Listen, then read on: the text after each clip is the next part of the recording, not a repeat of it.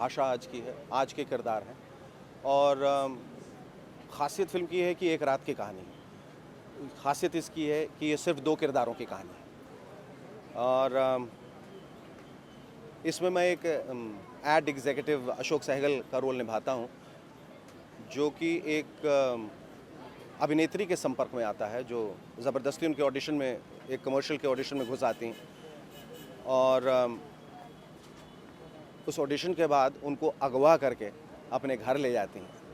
उनका अपहरण कर लिया जाता है, जबकि वो इस बात से वाबस्ता नहीं है कि ये उनके साथ ये होने वाला है। ये बड़ी एक अनहोनी सी रात है उनके लिए और सुबह तक का फासला जो तय होता है 12 बजे, न्यू ईयर्स ईव के दिन ये सारा कुछ होता है, जिसका आप वो ये माहौल देख रहे हैं, क्रिएट करने की कोशिश की गई है।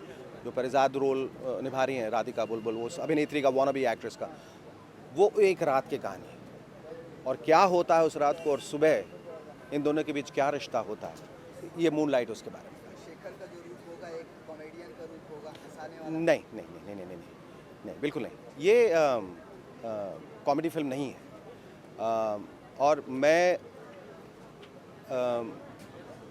हंसाने से थक चुका हूँ और हंस हंस के भी थक चुका हूँ और एक अभिनेता के लिए ज़रूरी है कि वो हर पक्ष की ओर मुड़े, हर दिशा की ओर जाए। मेरे अभिनय की शुरुआत एक बहुत ही बड़ी और एक बहुत ही संजीदा फिल्म से हुई, जिसका नाम है उत्सव। और बहुत सारे मैंने फिल्म की, उसमें शायद एक ही फिल्म ऐसी थी जो हास्य वाली फिल्म थी, जिसका नाम है अनुभव। बाकी सारी सीरियस फिल्में थी। उस वक्त की फिल्म थी, उस ज़माने की फिल्म थी, जहाँ मुझे मौका मिला कि माधुरी दीक्षित के साथ भी काम कर पाया, जूही के साथ भी, डिम्पल के साथ भी, रेखा के साथ भी। और ये एक ऐसा पक्ष था हास्य का, जो मुझे लगा कि इतना संजीदा रोल करने पर क्या मैं लोगों को हंसा सकता हूँ या नहीं, या मुझ में वो कॉमिक टाइमिंग है नहीं। और मैंने देखा कि जितने संजीदा कलाकार हुए हैं, चाहे वो दिलीप कुमार हों या वो अमिताभ बच्चन हों, उनमें हास्य का पुट बहुत रहता है। और इसलिए टेलीविज़न में हालांकि मैंने बहुत सीरियस रोल्स किए, रिपोर्टर किया, मैं किया, अंदाज़ किया, अमर प्रेम किया।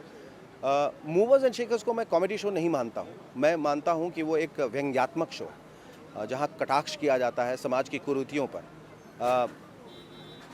उन कुछ बातों से हंसी आती है, ये जाहिर है, लेकिन उसमें जबरन हंसाने की कहीं कोशिश नहीं की गई। लेकिन इतना कुछ करने के बाद मुझे लगा कि किसी भी चीज़ की अति जो है वो ठीक नहीं होती और एक अभिनेता के लिए ज़रूरी है कि वापस उस दिशा की ओर वो मुड़ जाए जहाँ से वो आया था। और ये उसी के प्रति एक प्रयास है, उसी दिशा की ओर अग्रसर होने का एक प्रयास है कि मैं दोबारा कोई किरदार निभाऊं, क्योंकि मुझे कहीं ऐसा लगा कि जो मेरे अंदर का जो अभिनेता है वो कहीं न कहीं विलीन हो रहा है, वो कहीं बैक सीट ले रहा है, कहीं पीछे के बेंच पे बैठ रहा है। और उसको ज़रूरी है कि जिस सपने को और जिस ख्वाब को लेकर मैं शहर बम्बई में आया था, उस ख्वाब को मैं अधूरा न छोड़ूं। किस तरह की चुनौती है शेखर के लिए? मैंने कहा कि चुनौती इस बात की है कि एक आज की फिल्म है, आधुनिक फिल्म है, आधुनिक भाषा है, आधुनिक परिभाषा है फिल्म की। टेक्निक्स कितने बदल गए हैं, लोगों की एक्टिंग का स्टाइल बदल चुका है, दर्शक बदल चुके हैं, उनकी रुचि बदल चुकी है। ये सबसे बड़ी चुनौती है कि आज के शेखर को दर्शक इसमें उस रूप में पसंद करते नहीं, ये मेरे लिए चुनौती है। हमें इंतजार करना पड़ेगा उस चीज़ का जो कि खुद मैं सिलेक्ट करूं, या फिर उस चीज़ का कि जो आता है वो आप क्या करेंगे? मैं इतने दिनों तक इसलिए रुका क्योंकि काम तो फिल्मों से बहुत आया, लेकिन उस किस्म का काम नहीं आया जो मैं चाहता था। और इस दौरान मैंने 2 फिल्में भी की कुंदन शाह के साथ, एक से बढ़कर एक, और डेविड धवन की फिल्म की चोर मचाया शोर।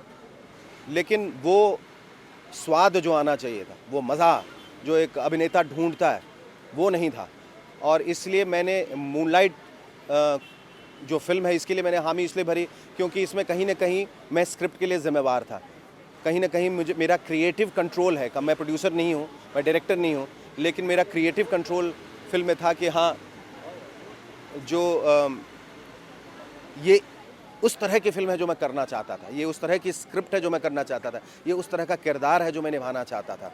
तो वो कहीं न कहीं वो इत्मीनान है और वो खुशी है और वो आश्वासन है। चलिए शेखर, आपने अधूरे सफ़र को दोबारा से शुरू किया फिल्मों में, अब वो सफ़र, उस सफ़र का क्या हुआ? क्या उससे आप कंटिन्यू करेंगे स्मॉल स्क्रीन के सफ़र? बिल्कुल, हर सफ़र आदमी को साथ में करना चाहिए। मैं हमेशा कहता रहता हूँ कि एक इंसान एक ही वक़्त में पिता भी है, पुत्र भी है, पति भी है, दोस्त भी है, पड़ोसी भी है, कलाकार भी है, सब कुछ तो एक ही इंसान वो सारे रोल निभाता है। तो सारे सफ़र एक ही साथ होते हैं।